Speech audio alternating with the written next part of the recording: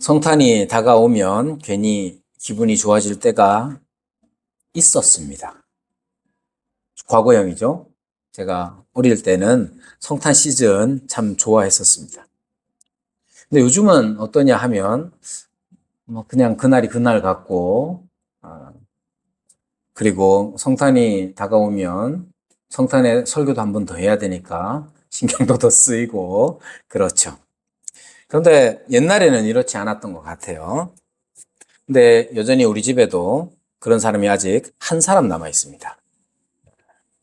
12월 1일만 되면 캐롤을 주구장창 틀어서, 그리고 캐롤을 들으며 그냥 마냥 기분 좋게 지냅니다. 기억해보니 예전에 제가 어렸을 때만 해도, 제가 우리 막내딸 나이 때만 해도 온 세상이 그랬던 것 같아요. 온 세상이 캐롤로 넘쳐났고, 그리고 모든 예배당마다 전구를 달아서 반짝이기도 하고, 그거 보면서 괜히 기분 좋게 지내던 그런 시절이 있었던 것이죠. 생각해 보니까 예전에는 막 크리스마스가 되면 편지도 쓰고 엽서도 쓰고 그랬던 것 같아요. 그리고 이제 제가 기억해 보니까 중고등학교 때, 청소년 때 제일 기다렸던 것 중에 하나가 성탄 전야제를 마치고 소위 말하는 이제 온라이트 하는 거. 그래가지고 밤새 선물 교환식을 하면서 엄청 즐겁게 게임도 하고, 그래가지고 새벽까지 2시, 3시까지 시컷 놀다가 새벽송 이제 한번 다녀오고, 그리고 새벽기도 와가지고 그때부터 이제 자기 시작해가지고 성탄 예배 때까지 계속 예배당에서 푹 잤던 기억이 납니다.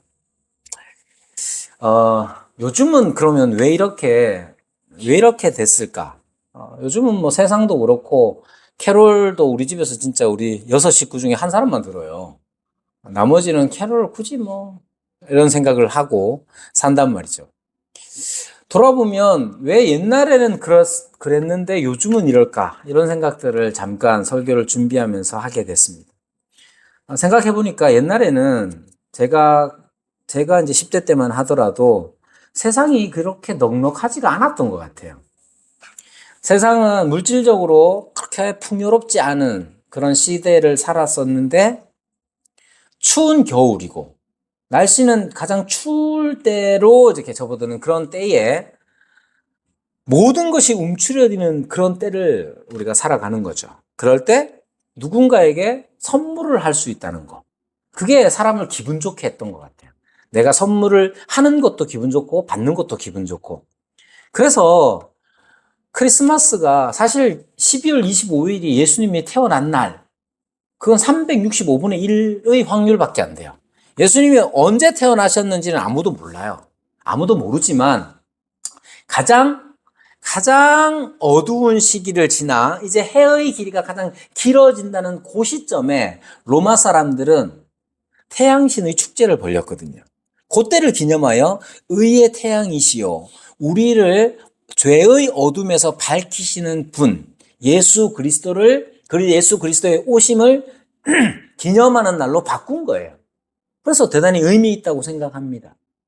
그리고 저 개인적으로도, 그리고 우리 한국 교회가 12월 25일쯤 되면 다들 춥고 다들 못 먹고 못 살고 이러는데, 자기의 마음을 열어서 누군가에게 선물을 받을 수 있고 선물을 할 수 있다는 이것 자체가 세상을 기분 좋게 했던 것 같아요. 여러분, 이렇게 선물이라는 것은 사람들의 마음을 기분 좋게 하는 그런 것입니다. 비록 작은 선물이지만 그 마음의 선물이라는 것이 다른 사람의 마음에 전달되고 그 사람의 마음을 녹이고 기쁘게 하는 것이죠. 오늘 본문에서 우리가 살필 수 있는 한 가지는 그리스도께서 이 땅에 오심으로써 우리에게 주어지는 선물, 3가지 선물을 우리가 찾아볼 수 있습니다. 여러분, 우리는 이미 그리스도께서 이 땅에 오셔서 하신 일이 무엇인지 다 압니다. 그러나 그것이 우리에게 그 거저 주시는 선물이라는 점을 종종 놓칠 때가 많습니다. 그리스도께서는 이 땅에 육신으로 오셨고 육신으로 오시는 그 자체가 우리에게 어떤 선물을 가져다 주는지 분명히 알아야 하는 것이죠. 예수님께서 이 땅에 아기로 태어나시면서 우리에게 주신 첫 번째 선물은 삶의 분명한 목적을 우리에게 깨닫게 하는 것입니다. 오늘 본문 요한일서 2장 1절에 보면 뭐라고 말합니까? 하나님이 2장 1절에 보면 너희로 죄를 범하지 않게 하려 함이다 라고 말합니다. 여러분, 인생을 살아가면서 여러 가지 목적을 두고 살아갑니다. 어떤 사람은 돈을 많이 버는 거일 수 있죠. 제가 드라마 얘기를 하면 제가 드라마 엄청 많이 보는 것 같이 생각하실 수도 있지만 한 번도 보지 못한 드라마가 있는데 그게 뭐냐 하면 최근에 유행한 드라마 서울의 자가의 그거 있죠. 김 부장 이야기. 여러분, 그게 어떻게 보면 저는 제목만 알아요. 그리고 워낙 SNS에 이렇게 인용되는 게 많아가지고 제가 내용은 잘 모르지만 인생의 목적을 서울에서 자가를 마련하는 거 그리고 대기업도 있구나. 대기업에 어느 정도 위치에 올라서서 이것 자체가 삶의 목적이냐? 그렇게 사는 사람도 있죠. 그러나 삶의 목적을 확인하는 것 중에 하나가 뭐냐 하면 내가 정말로 후회할 만한 게 무엇인지를 아는 겁니다. 여러분, 대부분의 사람들은 진정한 목적, 삶의 목적을 간과하거나 잘 인식을 못할 때가 많아요. 그런데 어떤 좋지 않은 일을 겪었을 때 진짜로 의미 있는 게 무엇인지를 발견할 때가 있죠. 그 중에 하나가 뭐냐 하면 죄에 관한 것입니다. 가끔 영화나 드라마나 이야기, 우리 주변에서 일어나는 일들, 사람들의 이야기를 들어보면 그런 게 있죠. 우리가 삶을 마감할 때에, 우리가 죽음이 닥쳤을 때에 우리가 후회하는 게 무엇이냐? 그건 사람들마다 다를 수는 있지만 공통적으로 대부분의 사람들이 후회하는 게 뭐냐면 내가 너에게, 내가 아내에게, 내가 자녀들에게 잘 하지 못했다는 거. 거기에 대한 후회가 굉장히 큽니다. 그런 상상 한 번씩 해보잖아요. 내가 죽는다면, 내가 이 세상에서 지금 사랑하는 사람들과 헤어지게 된다면 나는 무슨 말을 할까? 그때에 그런 생각들이 드는 것이죠. 예수님께서 이 땅에 오셔서 우리에게 주신 것 중에 하나가 뭐냐면 바로 죄를 범하지 않게 하는 것이었습니다. 3장 8절에도 이렇게 말합니다. 하나님의 아들이 나타나신 것은 마귀의 일을 멸하려 하심이라.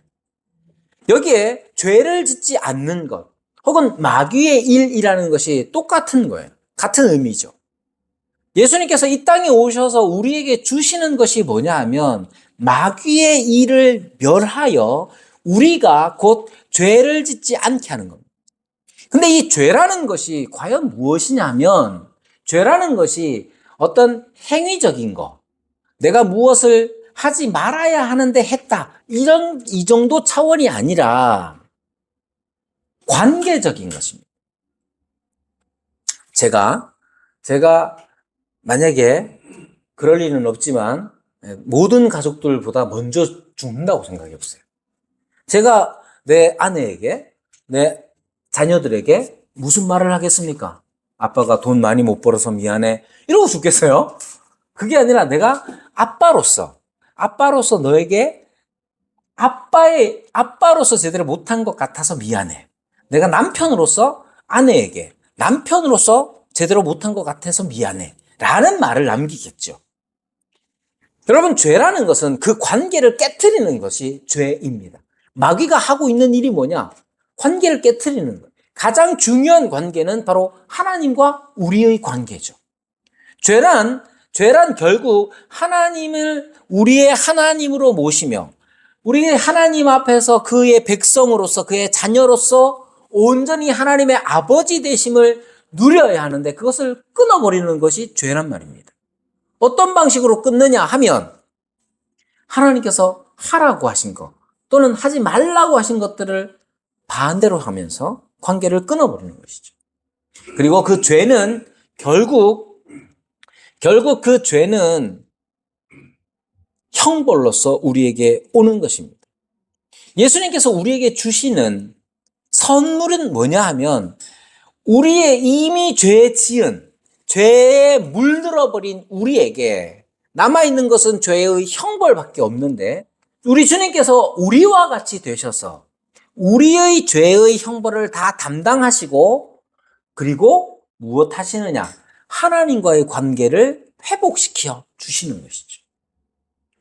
그래서 삶의 분명한 목적을 발견하게 하는 것, 삶의 분명한 목적을 깨닫게 하는 것, 그것이 바로 예수님께서 이 땅에 오셔서 우리에게 주시는 선물입니다. 우리는 그것을 위해서 뭔가를 한 게 아니에요. 오직 주님께서, 우리 예수님께서 우리에게 오셔서 우리에게 주시는 선물입니다. 그리고 그리스도께서는 또 우리가 죄 짓는 것을 그만두게 하실 뿐만 아니라 그 일을 이루어내시기 위하여서 용서라고 하는 선물을 우리에게 주십니다. 삶의 분명한 목적을 우리에게 주시는 이 일은 용서와 같이 가는 것이죠. 즉 하나님께서 우리의 죄를 인하여서 우리에게 형벌을 내리실 때에 형벌에 대한 값을 치르시는 일과 더불어서 삶의 분명한 목적이 오는 겁니다. 그러니까 삶의 분명한 목적, 우리가 무엇을 위하여 살아야 하느냐, 하나님을 사랑하고 형제와 이웃을 사랑하는 이러한 삶의 분명한 목적을 주시기 위하여 또한 자기를 화목제물로 삼으사 우리에게 하나님의 용서를 주게 하시는 것이죠. 그것이 우리 주께서 우리에게 주시는 선물입니다. 또 하나의 선물이 나오는데 그것은 뭐냐 하면 1절에 나오는 것처럼 대언자, 즉 대신 하나님께 말씀해 주시는 분, 즉 그리스도께서 우리에게 주시는 선물은 바로 그리스도께서 우리를 대신하여서 하나님께 아뢰어 주시는 것이죠. 우리의 중보자로서 우리를 도우시는 것, 그것이 바로 우리 주님께서 주신 선물입니다. 보십시오. 우리 예수님께서 우리에게로 오셔서 우리가 담당해야 할 죄의 형벌을 받으심으로써 용서의 선물을 주시죠. 그런데다가 우리에게 삶의 분명한 목적, 죄를 짓지 않도록 하는 이 삶의 분명한 목적을 선물로 주십니다. 그럼 우리는 다 잘 살 수 있느냐? 그렇지가 않아요. 우리는 여전히 죄의 육신을 갖고 있는 존재라 죄의 관상의 법칙에서 벗어날 수가 없어서 우리는 늘 죄를 짓습니다. 그때마다 주님의 주시는 선물이 무엇이냐면 대언자, 우리에게 대언자가 있으니 곧 의로우신 예수 그리스도시라. 그리스도께서는 우리에게 오셔서 용서와 삶의 분명한 목적이라는 선물을 주실 뿐만이 아니라 계속해서 우리를 위하여 대언하시는 분으로서 우리 가운데 계시는 것입니다. 이것이 바로 우리 주님께서 우리에게 주시는 세 가지 선물입니다. 여러분, 이 선물을 받은 자로서 우리는 어떻게 살아갈 수 있겠습니까? 어떻게 사는 것이 선물을 받은 자의 삶이겠습니까? 그것은 우리가 우리 주 예수 그리스도와 같이 살아가는 것입니다. 여러분, 우리의 삶이 지금 여기 교회로서 모여서 함께 살아가고 있는 이 교회로서의 삶이라는 것 자체가 삶의 분명한 목적이 드러나는 삶이어야 합니다. 여러분, 교회에 와서 누가 제일 부러워요? 애 키우기 힘든 사람들은 애 다 키운 사람들을 제일 부러워합니다. 좋겠어요. 애들 다 컸네요. 정작 애들 다 키운 사람들은 애가 째면한 애가 있는 게 부럽습니다. 마냥 이쁘기만 하거든요. 자, 여러분, 우리가 교회에 와서 부러워할 사람, 그 사람은 누구겠느냐 했을 때 삶의 목적이 분명히 드러나는 사람이 가장 부러운 사람이어야 합니다. 즉, 삶의 분명한 목적이란 뭐냐 하면 하나님을 사랑하고 이웃을 사랑하는 삶을 살아내는 것이죠. 그리고 용서를 실천하는 삶을 살아야 합니다. 여러분, 제가 너무 자주 말씀드리는 것 같아서 그렇지만 교회는 각기 다른 사람들이 모여서 각기 다르게 말하고 행동해서 피차 간에 상처나 오해가 생길 수 있습니다. 그러나 그러한 오해와 상처 속에서 그리스도께 받은 용서를 힘입어 다른 사람을 용서하는 삶을 살아내는 것, 그게 교회의 삶이에요. 제일 힘든 교회가 어떤 교회냐? 용서할 거리도 없는 교회가 제일 힘든 교회입니다. 왜냐? 각자 왔다가 앉았다 가버리면 아무런 의미 없이 살아가거든요. 부딪히는 것도 없어요. 부딪히는 것도 없고 그 사람에 대한 관심도 없고 그냥 자기 혼자 와서 앉아있다가 뭐 소위 설교, 좋은 설교 있으면 설교 잘 듣고 마치 관람객이 영화관에서 빠져나가듯이 오늘도 잘 봤네. 오늘도 잘 들었네. 그리고 혼자서 가버리는 교회가 가장 불우한 교회입니다. 여러분, 우리는 그리스도로 말미암아서 용서의 선물을 받은 사람들이에요. 그래서 우리도 용서를 할 수 있는 힘을 가진 사람들이에요. 그래서 교회에 와서 함께 살면서 함께 지내며 용서하는 자들로 살아야 합니다. 그러한 삶을 사는 게 그리스도의 대언자 되신 그리스도를 믿는 삶입니다. 여러분, 우리에게 선물로 오신 예수 그리스도, 우리가 그분을 믿는 자들이라면 우리도 누군가에게 선물이 되어야 되지 않겠습니까? 우리는 다 이미 옆에 있는 사람, 옆에 있는 이 그리스도의 지체들, 이 지체들이라는 선물을 다 받은 사람들입니다. 그 선물로 기뻐하며 무엇보다도 주님이 주신 이 선물을 마음껏 누리는 그러한 교회가 되기를 바랍니다.